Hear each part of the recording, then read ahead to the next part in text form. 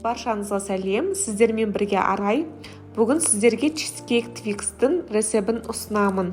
Дәмі ерекше, карамелі өте оңай дайындалады. Алдымен сары майды ертіп аламыз. Одан кейін печеньені блендерде ұнтақтап аламыз, немесе оқтаумен үгітуге болады.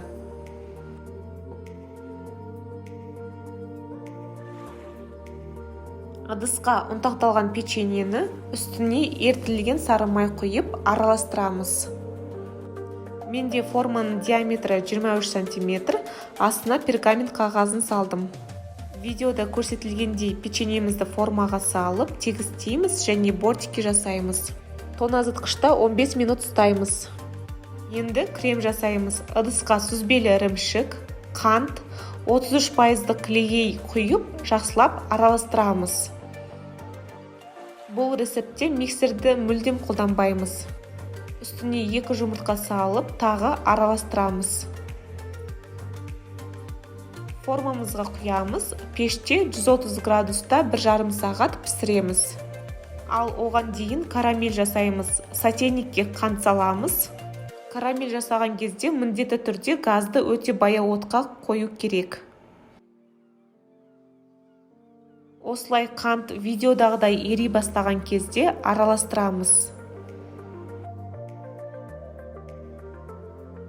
Қант толығымен еріген соң жұмсақ сары май салып араластырамыз. Үстіне жарты шай қасық тұз қосамыз. Ыстық клейгейді құйып, тағы 1-2 минут араластырамыз.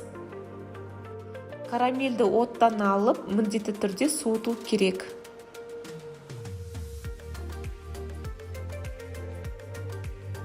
Шоколадты глазурды жасаймыз. 200 грамм шоколадты микроволновкада немесе водяной баняда ерітеміз. Үстіне сұйық май құйып араластырамыз. Міне чизкейкті толығымен суытып алдым. Үстіне карамель құямыз. Енді карамель толығымен қату үшін тоңазытқышта 15-20 минут ұстаймыз. Одан кейін үстіне шоколадный глазурды құямыз. Мен карамельден кейін бірден шоколадный глазурды құйған соң шоколад жетпей қалды. Сондықтан шоколадты тағы да қостым. Чизкейкті тоңазытқышқа кешке қойып, таңертең бірақ алдым.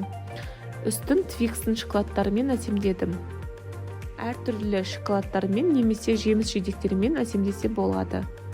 Чизкейк твикс үйдегілердің көңіліне шықты. Тіпті бір күнде жеп қойды. Шынымен де дәмі керемет шықты. Бәріне ұнады.